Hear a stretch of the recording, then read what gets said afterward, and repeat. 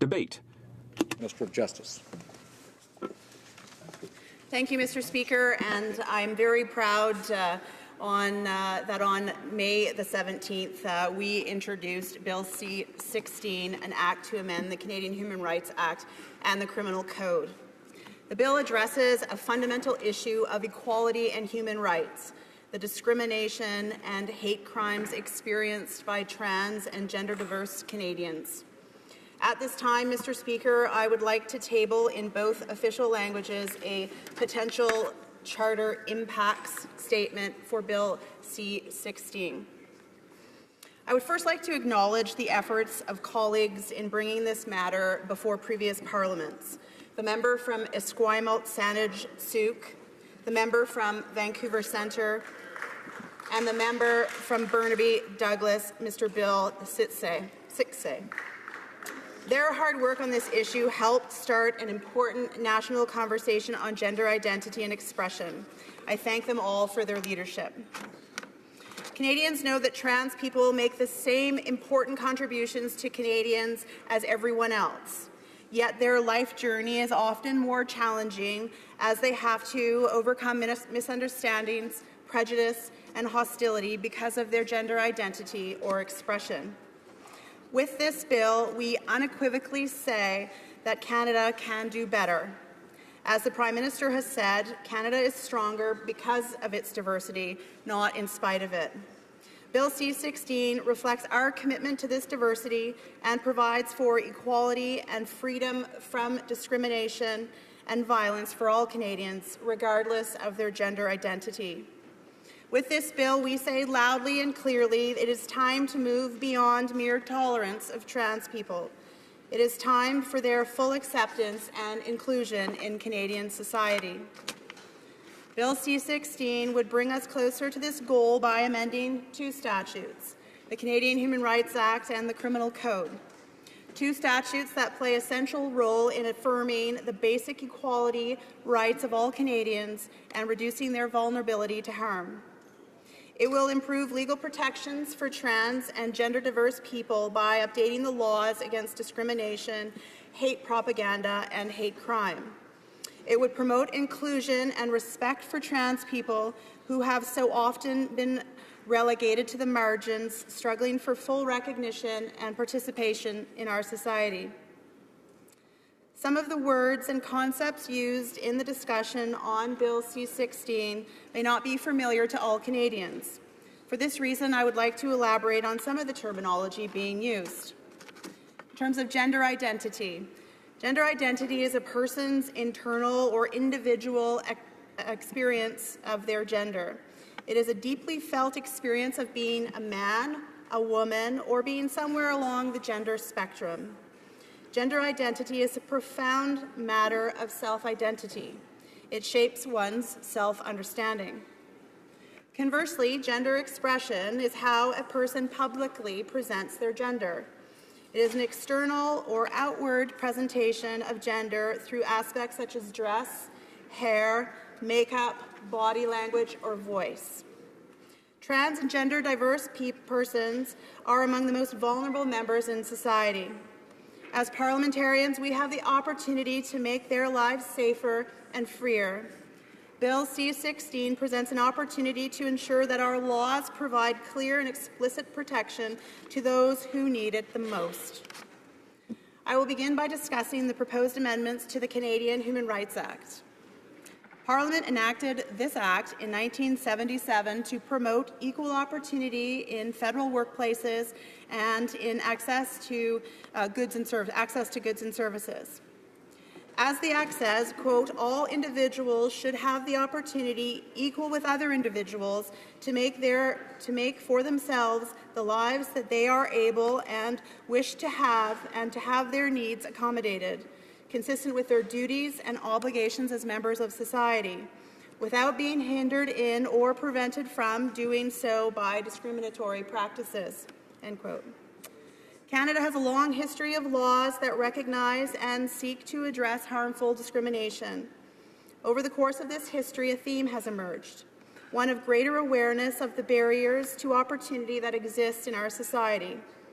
When legislatures across this country came to understand the pervasive harm done by discrimination against women, they prohibited discrimination based on sex. Later, legislators expanded the laws again to legally protect persons with disabilities. Other prohibited grounds of discrimination are now common in human rights laws throughout the country, such as family status and sexual orientation. Today, we are at a point in our history where we must act again. We must renew our commitment to equal opportunity and further extend legal protection to vulnerable Canadians who experience discrimination. In recent years, many legislatures in Canada have acted to protect the rights of trans and gender-diverse persons. We can now see these legal protections are not just symbolically important, they are absolutely necessary. Significant Canadian surveys paint an alarming picture. In 2009 and 2010, the Trans Pulse Project studied the experiences of approximately 500 trans persons in Ontario. They reported significant employment barriers, including 13% having been fired and 18% having been refused employment because they were trans. Given these barriers, it's not surprising that trans persons are significantly underemployed, with a median income of $15,000 per year, despite generally high levels of education. In fact, 44% of trans persons in Ontario have a post-secondary degree. Tragically, more than half of trans people in Ontario have symptoms consistent with clinical depression. A shocking 43% of trans adults in Ontario had a history of attempting suicide, including 10% having made an attempt within the past year. The difficulties faced by trans persons are significant and deserve our attention. The experiences of trans and gender-diverse youth are especially troubling. In 2011, EGAL Canada conducted the first national climate survey on homophobia, biphobia, and transphobia in Canadian schools, collecting information from over 3,700 lesbian, gay, bisexual, and trans high school students. Results showed that 23% of trans students reported hearing teachers use negative gender-related or transphobic comments weekly and even daily. The study also indicated very high levels of verbal, physical, and sexual harassment. Specifically, among trans students, 74% reported verbal harassment, 49% reported sexual harassment, and 37% reported physical harassment linked to being trans. Not surprisingly, 52% of trans youth reported feeling unsafe in both change rooms and washrooms.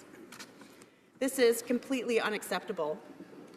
Too many trans and gender-diverse persons are being deprived the opportunity to contribute and flourish in our society. These figures reinforce the need for Bill C-16, through which we as parliamentarians can do our part to address this shocking reality. It should go without saying, Madam Speaker, that discrimination is a matter of public concern. When a person loses the opportunity to work or faces persistent discrimination, we all lose potential contributions to our society, to our workplace, and the Canadian economy. Depriving individuals of freedom to make for themselves the lives that they are able and wish to have undermines their ability to participate in society. By adding gender identity as a prohibited ground to the Canadian Human Rights Act, C-16 aims to ensure that people of all gender identities are protected from discrimination. We have heard from trans and gender-diverse persons that their gender expression is often the basis of the discrimination they face. Gender norms are reinforced by our society, and yet they do not fit all of us. There is great diversity in how Canadians dress and speak, in their appearance and behaviour. No one should be disadvantaged solely because they do not conform to someone else's gender-based expectations. It is also important to understand that these amendments to the Canadian Human Rights Act, what these amendments would mean. The Act defines a number of discriminatory practices, such as refusing to hire or promote an employee or refusing to serve a customer based on the prohibited grounds of discrimination. By adding gender identity or expression to the list of prohibited grounds, it will be clear that practices that discriminate on these grounds will not be permitted. People suffering discrimination can make a complaint to the Canadian Human Rights Commission. The Commission then investigates complaints and attempts to mediate between the parties to resolve the dispute. If the Commission believes that the dispute should be given a hearing and an authoritative decision, it may refer the complaint to the Canadian Human Rights Tribunal. If the tribunal determines that discrimination occurred, it may order a range of remedies, such as the reinstatement into a job, an order that the discrimination shall cease, or monetary remedies. The purpose of the Act is to end and correct discriminatory practice. The Canadian Human Rights Act already provides some protections for trans persons. Tribunals and courts in several jurisdictions in Canada have found that discrimination against trans persons is a kind of discrimination based on sex, which is already a prohibited ground of discrimination. But it is not enough to leave the law as it is. Canadians should have clear and explicit statement on their rights and obligations. Equal rights for trans persons should not be hidden, but plain for all to see. The legal clarity will provide two areas of tangible benefits. First, people who are subject to discrimination on the basis of gender identity and expression will be able to make their case in precisely those terms. Making a formal claim of discrimination can be an intimidating process. Explicitly including gender expression or identity in the Canadian Human Rights Act will make it easier to interpret those who have suffered this kind of discrimination, instead of forcing them to explain how the law of sex discrimination covers their situation. Second, these amendments would also raise awareness of the protections of the Act and the obligations under it. Bill C-16 does not define gender identity or expression. This is consistent with the majority of prohibited grounds under the Act. There are good reasons to continue with this approach. Many of the grounds, such as race and religion, cannot be captured in a single definition. There are more subtle and complex concepts that evolve over time and reflect the particular cases the Act deals with. That does not mean that they are vague or obscure. Gender identity and gender expression are increasingly common terms with enough settled meaning to allow the Commission and the Tribunal to interpret them. Gender identity is now found in 8 provincial and territorial human rights codes. Gender expression is found in 5. In none of these are the terms defined by statute. The Canadian Human Rights Commission is also able to provide detailed guidance on how to comply with the law. The Commission has an important policy and education mandate, which includes interpreting the Act and promoting compliance with it. The Commission will continue to perform its role of assisting employers and service providers in understanding and complying with the law. Next, I turn to the amendments proposed in Bill C-16 to the Criminal Code. Trans people in Canada face a significant risk of violent crime. While official data from police services is scarce, 20% of respondents in the TransPulse survey have been physically or sexually assaulted, although many did not report these assaults to police. A recent report of the National Aboriginal Health Organization indicated that Aboriginal LGBTQ youth are twice as likely to face attacks as heterosexual youth. The Criminal Code has specifically prohibited hate propaganda since 1970. There are criminal offences for advocating or promoting genocide against an identifiable group, for inciting hatred by communicating statements against an identifiable group in a public place that is likely to lead to a breach of the peace, or for willfully promoting hatred other than in private conversations against an identifiable group. They are found in Sections 318 and 319 of the Criminal Code.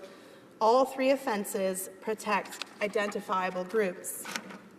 Until recently, this was defined by the Criminal Code as, quote, any section of the public distinguished by color, race, religion, ethnic origin, or sexual orientation. The list has been expanded over time to include national origin, age, sex, and mental and physical disability. Bill C-16 proposes to amend the Criminal Code to add gender identity or expression to this list. As a result, this bill, if enacted, will extend protections to groups identifiable on the basis of gender identity or expression that, to date, have been left out of the protection provided by hate propaganda offences. It would provide long overdue equal protection under the law. Finally, the bill proposes to amend paragraph 718.2 sub A sub 1 of the Criminal Code, which directs judges to consider as an aggravating factor in sentencing any evidence that an offence was motivated by bias, prejudice, or hate based on race, national or ethnic origin, religion, color, sex, language, age, mental or physical disability, sexual orientation, or other similar factor. While the term "any other similar factor" is open-ended, the purpose of this protection is to denounce crimes motivated by hatred. By adding gender identity and expression to the list, we will send a clear message that there is no place in Canadian society for crimes committed out of bias, prejudice, or hate based on gender identity or expression.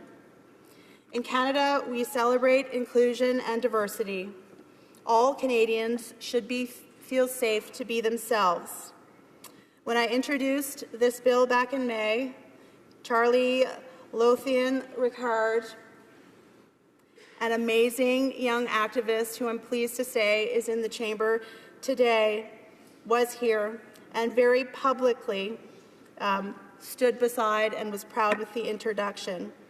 And she stated in the press conference that she now feels safer because of the legislation that has been introduced. Charlie is not alone in feeling this way. Bill C-16, an act to amend the Canadian Human Rights Act and the Criminal Code, is an important step. It reflects Canada's commitment to equality and freedom from discrimination and violence. It affirms the basic equality of all Canadians and provides explicit protection, legal protection, to one of the most vulnerable communities in our society. It is time for Parliament to ensure that our laws provide clear and explicit protection to trans and gender diverse Canadians. I very much look forward to the dialogue, and I very much look forward to all members in this House supporting Bill C-16. Thank you. Comment,